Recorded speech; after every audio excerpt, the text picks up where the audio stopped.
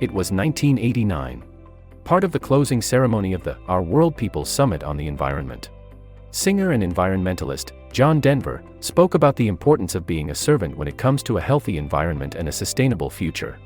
The stage MC, Ethel Blondin-Andrew, is Canada's first Indigenous woman elected to Parliament, and she was recently honored with the prestigious Maclean's Lifetime Achievement Award for being an exemplary servant to her community and the world around her. Listen to this episode of The Life of a Servant, a podcast about servant leadership, to hear one of the most impassioned, authentic, and relatable dialogues about the environment, and to learn more about what you can do to make a positive difference.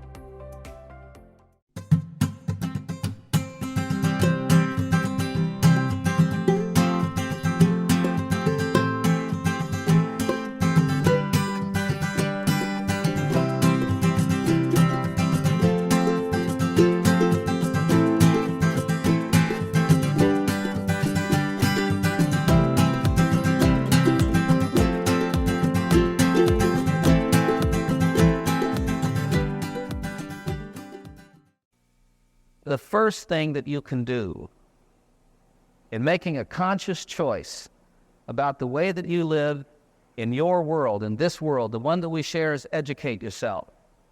Don't take any of the information that you've been given here for granted. Don't take any of the information that we gave to you in those videos for granted. Go out and educate yourself. Know it.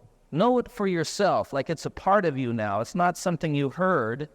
It's not like the things that you crammed into your brain when you were cramming for an exam in school that you don't remember a week later. Know it. Make it a part of your life. And make conscious choices now out of that knowledge. Educate yourself. Educate yourself with a sense of purpose. Because it counts. And it's part of the tools that you're going to need to make a difference in the world. The kind of difference that I know you want to make. You need to educate yourself. The next thing that you can do is to rigorously look at your own life, as we were doing in that process, and be honest about the kinds of things that you do every day that you're unconscious about. 26% of the toxic waste that we produce comes from family homes. And there is an enormous amount of information that's coming forward about how you can start to lessen that. You yourself, in the way that you live at home, the way that you drive to work, the way that you spend your dollars. Look at your own life and really see if you can't apply this notion of living out of the highest sense of purpose that you can imagine and fulfill to your own life. And you will find, I promise you, more ways than you could have ever imagined where there's something that you can do that will be a part of creating a healthy environment and a sustainable future. And there are things that you have been doing that absolutely contribute to the real problems that we're facing. And I don't care who you are, and I still see it with me, Doggone it, I went into my shower this morning to come here and shave, and I haven't been in my shower for a couple of weeks. And I've got a aerosol spray shaving cream. I'm not going to do that anymore. I noticed the gal, I was talking about the cleaning lady earlier. I was looking around for something, and I found all the products that this lady uses to clean our house, and there's a bunch of stuff there, and I looked at it and no, wait a minute. I know that we don't have to do it this way. I know from a little book that Winstar has got that we can use products that are not so damaging to the environment, and in fact that promote a healthy environment. So it keeps coming up. Look at your own life and live and make conscious choices, conscious decisions, and that everything that you do starts to be an expression of you contributing to a healthy environment and a sustainable future. You can align yourself, next one, Paul, align yourself with organizations that reflect your own purpose and vision. I know that there are countless booths set up here at this summit that are people who are working on the kinds of things that you care about and are interested in. And they need your help. They need your money. They need your energy, your resources, your talents. And align yourself with these people. You don't have to join all of them. But there's one, maybe you're interested in the oceans and the water, and it's like the Cousteau Society. Become a member of the Cousteau Society, or of Greenpeace, or of WindStar. If you have a notion that you like what we're doing, what we're trying to do here and being a catalyst for responsible action, I want you to know that we're, well, we are struggling at WindStar. We have an idea of this thing called the connection groups, and it's so much bigger than we can handle that it's about to fall apart because we got a whole bunch of people who are excited and really think this is an opportunity for them to work the way they want to work, and we don't have the staff to keep it all organized. And I can't do it all.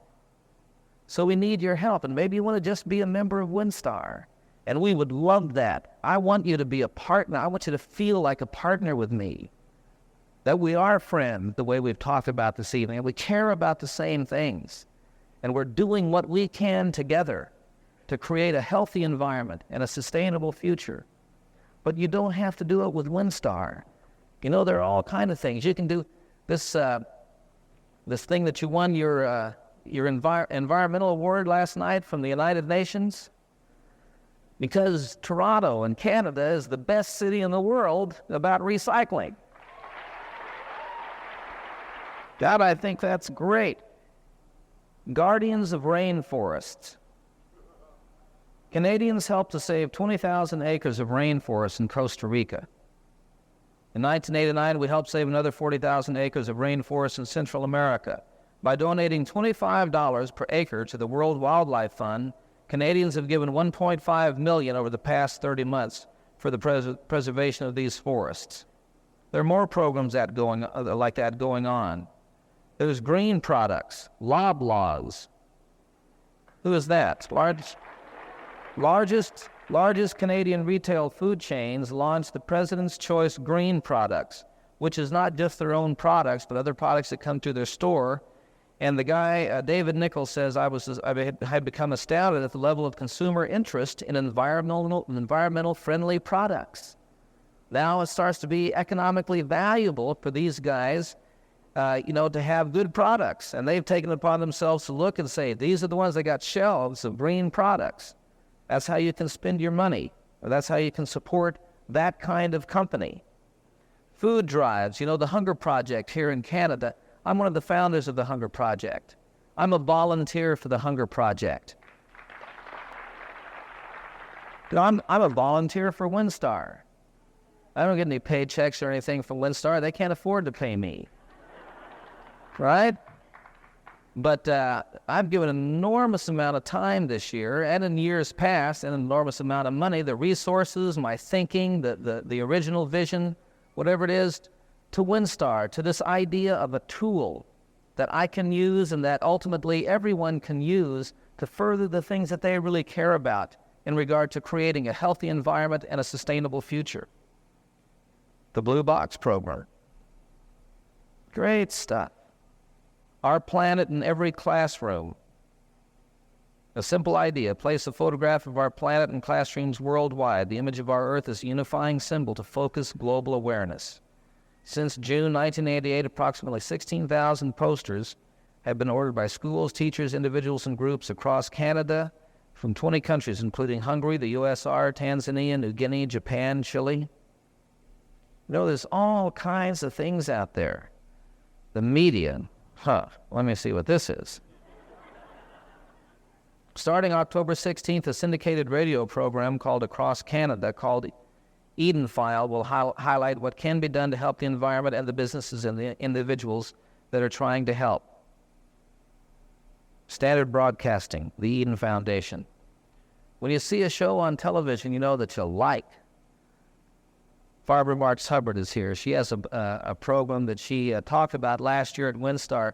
This is one of the things. I know that WindStar wasn't the catalyst for this with Barbara, but they wanted to have an Earthwatch program about the stuff that's going on that's good news, and for people all over the world to be able to watch and see this program, and then find a way that they can network and connect with that thing, but the kind of thing that they're interested in, And that's happening, and so we're trying to get people. What is the date the first show is going to be on?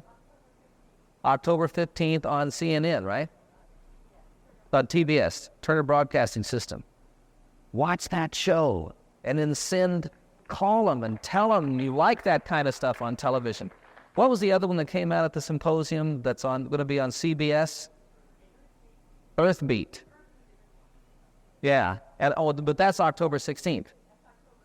15th. So there's 2 days here. Watch this Earthbeat program on CBS in the United States, and then write to them and tell them you liked it. They'll continue that program. And write to the other networks and tell them what a great program you saw on CBS. See? And they'll start putting programs like that on. We need more of that. Use the media. When you see somebody write one of these environmental articles and they're sarcastic, or they were at this presentation and it wasn't like, that's not the presentation that I was at, let them know that. Or when they write one and it's really informative and great, like this guy's article that I read from Bethlehem, Pennsylvania, and the Los Angeles Times, I'm going to let them know how great I think that is, that they're doing that. I'm letting Tom Brokaw on NBC News how much I appreciate Assignment Earth being on the news every morning and every night. I like that. I want them to know I like that. If I can contribute to that anytime, I'm at their service. And they listen, believe it or not. The next thing you can, so the organizations are out there. If there's not one that really is an expression of you and your beliefs and how you feel, start one. Right? Get involved politically. It's starting to be, I was asked in a television interview that I did here this evening just before this program, that where they said, do you think that politicians are actually starting to look at the things they can do environmentally that'll help them get reelected? Well, it's about damn time. But yeah, they are. And I want, the experience, if you go talk to your local representative, or I don't know how to say it, your local parliamentarian here in the United States, if you go by your congressman's office about something, if a congressman gets 5 or 6, 10 letters on a specific subject, by George, he looks into it. And he responds back to you. Politicians, who we sort of make synonymous with leaders, are at best good followers, right? And they follow the way, what is that old saying about how if you see a parade going by and you're run out and get in front of it and everybody think they're following you, right? It's my experience with politicians. I get pretty upset with politicians as I do sometimes with big businesses and corporations. Every time I go sit down with one of those people and talk to them, I find real caring human beings who have the same feeling, the same frustrations, and who are really trying to do something to be of service, and who feel like they're doing a thankless job and nobody gets it anyway. And I'm just very, very moved by people who get into that kind of position, have that kind of leverage. And I really find that I want to support them in helping doing, a good job and being of service to our people and our planet. And then when I find the ones who I think are an absolute expression of the opposite of that, the way I feel these days about the CEO of Exxon, I want that guy's job. I want him to resign. And I truly think he ought to be forced out of the office. Boycott Exxon. And let him know you're doing it, or help them find the way to get in touch. Maybe, somebody here might know, God, I actually hope there's somebody here on the board of Exxon. But if there's not, maybe somebody who is in one of those things, and help them take what you've learned here or this thing and some of the other companies that have been presented here and go talk to them about the kinds of things they can be doing, the direction they can be moving in. And I'll bet you that we, the people, there are several things that I've experienced in my life, and the issue of hunger is one of them, environment is one of them, and nuclear power is one of them. And they all talked about, we know, for instance, and I served on a presidential commission for 2 years studying hunger in the world, and I know that we produce enough to feed twice the population of the world today. and that production of food is in fact increasing. And yet 13 to 18 million people starve to death every year. And we said in our report, the Global 2000 report said the same thing, and the Willy Brandt report said the same thing. All that's missing is the political will to do something about it. Well, I'm telling you that it's the popular will that's missing, that when it becomes the will of the people, that's what makes it political. That's what happened in the war in Vietnam in our country, and that's what's happening now all over the world environmentally. Here's some opportunities for action. Get involved politically. Ontario generates over 4 million tons of hazardous waste each year. 1 million tons of these wastes are going down household and industrial drains and into our freshwater system. These chemicals are produced by all types of industry, producers of batteries, paints, pesticides, auto products, household cleaners, all the stuff you and I buy. The way we spend our dollar to keep our houses clean like that. Let's be a positive influence to these people to change those products, to do the research and development that creates a better, more environmentally friendly product. The Don River Valley cleanup. The Don River is the one right over here. It will cost at least $1 billion to clean up the badly polluted Don River so that people can use it to swim and fish. Wouldn't it be wonderful to have the kind of place that I know you once had right here in this town where you could go down and catch fish and we can go swimming? So some of you corporations who are here, the leaders in management, the CEOs of these corporations, help us do this. We need your contribution. We need your ability to manage. Support that. Give us some money or give us your talent. Forest preservation. PCB handling. Quebec government recently attempted to ship PCB waste via tanker to Britain, Wales for destruction. And the dock workers in Wales refused to unload the cargo. Sent it back. And now you guys have to deal with your own waste. It's only the way it should be. So these are the kinds of things that you can do. And I know that it may sound, broad and generic, and people are always looking for specifics, but that's as specific as I choose to get. Do these things. Use this little process that we talked about in all the aspects of your life where there's any discontent or upset, or it's not just incredibly fulfilling in everything you would like it to be. Look at this notion of the highest sense of purpose you can imagine and fulfill. Do educate yourself. Take responsibility for what you know. Take responsibility for the way you lived your life, the kind of products that you buy, the way that you spend your money. Find a way to get involved with an organization that's out there that needs your talent, your participation, your resources, your initiative, your commitment. Get involved politically.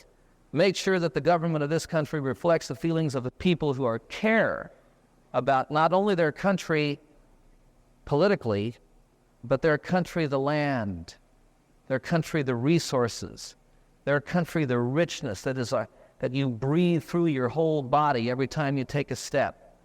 God, I love Canada. I've flown over Canada. There are places here I think are the most beautiful places I've ever been on earth. These things will work. They will have an impact. You make a difference. You make a difference by what you do. You make a difference by what you don't do. Do not allow that to continue unconsciously. Make conscious choices. Make conscious decisions. Make the difference that makes the difference that you can make. Live up to yourself, the very best that you can be. You too can be an Olympic champion. The way you live your life. You can have people look at you and just be inspired by who you are and the kinds of things you do, the little things and the big things. Be that person. Be the person you know yourself to be. I would just like to thank you for this opportunity to be with you like this. I sincerely hope that it has made a small contribution to your life. and to the sense that you have of your ability to make a difference in our world, and that somewhere in this there has been found for you a notion of the kind of difference that you would like to make.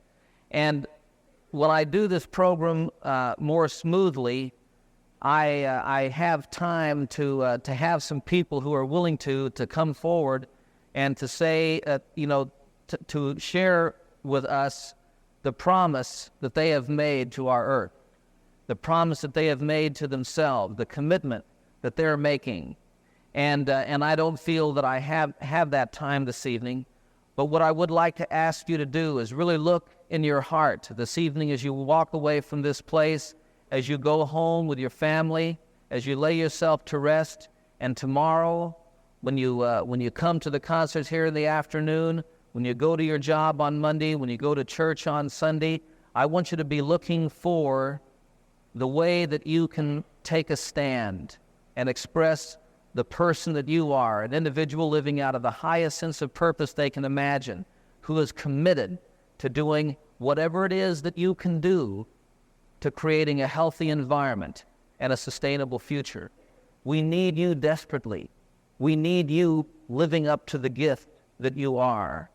And find that in yourself and make that commitment, because that is what will change the world.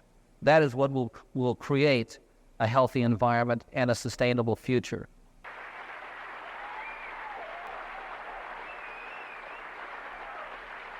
Thank you. My name is Ethel Blondin, and I really don't know what I did to deserve this, but thank you. I think one of the things is having a wonderful, wonderful friend in Dennis Bills. Dennis, thank you for the summit on the environment, and I'd like to take the opportunity to thank this man who's expressed such a wonderful sense of integrity, a reverence for life, a courage to speak about his feelings, about a sense of purpose that's so high, so valuable, and so true. I want to thank you for coming here on behalf of all of these people and all Canadians, because it means so much to us. Now you all want to know who I am. I'm from the Western Arctic and the Northwest Territories. I'm a rookie member of Parliament. I've taken the opportunity to pick up on one of your suggestions. I got political. Yo! I've always wanted to say such wonderful things that you've taken the opportunity to tell these people that really, in the words of Mother Teresa, the greatest poverty is loneliness. And I say that loneliness is when you struggle alone. But you don't, because we're all together. We're all human and we all qualify for this job. And we're all together and we can all help one another. And I know that we have a great model in you. I set a great example for us to follow. I didn't think I'd be able to come up here because I was so choked up, but I managed to muster something up. I had a huge lump in my throat because some of the things you said were so touching and so true that we needn't be afraid. There's really nothing to be afraid of if you have a sense of vision and a great sense of purpose. And I think people don't realize just exactly how much power and how much authority they command, that you all have something to contribute. And to listen to you say this, I want to thank you very much for coming here. I want to thank you for sharing your words with us. And of course, everyone always appreciates your beautiful voice and your music. Thank you. I have 3 gifts for you. I have a book done by it was done by a group of people, Aboriginal people. There's a tribute to the Aboriginal people tomorrow. It's called the Aboriginal People of Canada, Canada's First Environmentalists. That relationship between the land and the Aboriginal people has gone on for a long, long time, many thousands of years. 38 of those people, very old people, tell their story in this book, and we'd like you to have it. We also would like you to have 2 pieces of music about the land. One is done by an Aboriginal artist, and in this particular piece, there's a song in there, and it's a song that celebrates the land and what the people do when they celebrate the land, and not just the land, but the earth. It's called Hina na ho ho hine. And what the people do is they get into a huge round ring and they dance, and they do a dance celebrating not just the land, but a love of the earth. And this is a song that we'd like to let you have, because you're what we call a shindena, which means a music man. Oh, thank you. Thank you very much. I'd also like to give you something else. Here's the man with the deck. We have this wonderful wooden deck, which has the whole cycle of life on it. It has butterflies, it has frogs, and it has a number of other animals in the food chain, and it shows the normal cycle. I don't know the whole story, that would take a long time, but we'd love you to have this. Thank you. And thank you all. Good night, everybody.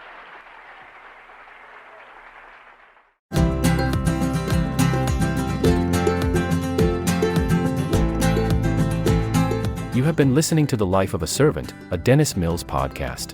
Visit dennismills.com for more information and archived episodes of this program.